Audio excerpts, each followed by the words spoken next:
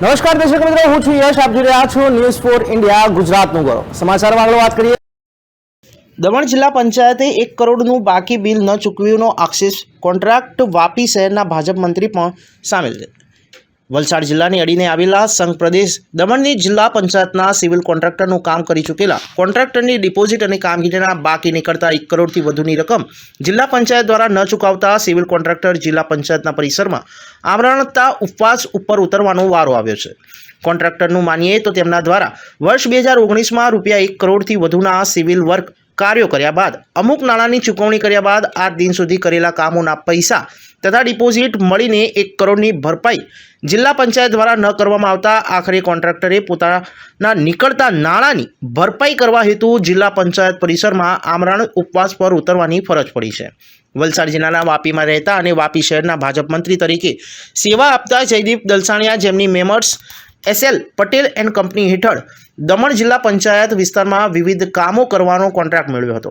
કોન્ટ્રાક્ટરની કામગીરી સમય મર્યાદામાં પૂર્ણ કરી હતી.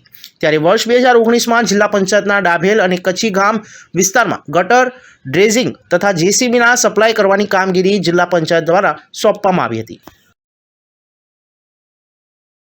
અમારું ડિસ્ટ્રિક્ટ પંચાયતમાં અમે 2019માં વર્ક કરેલા હતા. તેના હજુ સુધી નાણાં બાકી છે. અમે વારંવાર મૌખિક અને લેખિત રજૂઆત કરી છતાં ડિપાર્ટમેન્ટ તરફથી અમને કોઈ પણ જાતનો પ્રતિસાદ આપવામાં આવ્યો નથી. એટલે અંતે છેલ્લે અમારે ના છૂટકે આ કદમ ઉઠાવવું પડ્યું. જયદીપભાઈ, ટોટલ કેટલા રૂપિયાના કામો હતા અને કયા કયા હતા અને કયા વર્ષના હતા? 2019ના કામો છે. ટોટલ 4 કામો છે. એમાંથી અમુક કામના પેમેન્ટ બાકી છે, અમુક કામના ડિપોઝિટ બાકી છે. એમ કરીને એપ્રોક્સ 1 CR ઉપર અમાઉન્ટ થાય છે. આ બાબતમાં તમે અગાડી રજૂઆત કરી હતી અને કોને કોને કરી હતી?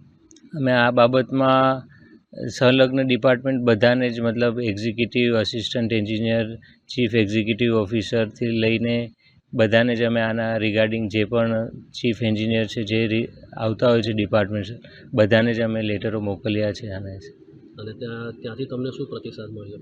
હજુ સુધી અમને કોઈ પણ અધિકારી પાસેથી કોઈ પણ જાતનો આટલા ટાઈમથી પ્રતિસાદ નથી મળ્યો. એટલે તમે કહો છો કે 1 કરોડની ઉપરના કામો થયા છે, એટલે તમને 1 પણ રૂપિયો નથી ચૂકવવામાં આવ્યો અત્યાર સુધી? ના, અમને અમુક વર્કના અમુક પેમેન્ટો ચૂકવવામાં આવ્યા છે. અમારા ફાઇનલ બિલ, ડિપોઝિટ્સ ને બધું બાકી છે. એટલે એ ડિપોઝિટ તમારા 1 કરોડ જેટલા બાકી છે? ડિપોઝિટ અને બિલની અમાઉન્ટ થઈને